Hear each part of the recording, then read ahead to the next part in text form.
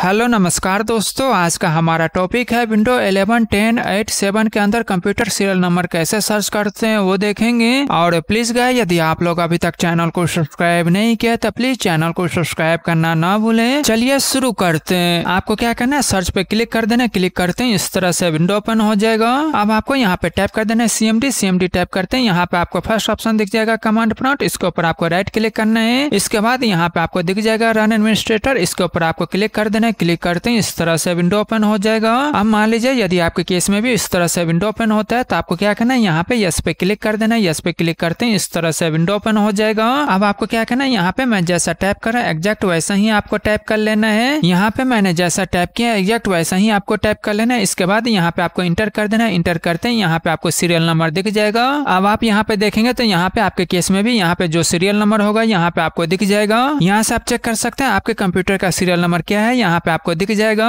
और please guys, channel को subscribe करें, लाइक करें, शेयर करें। Thank you.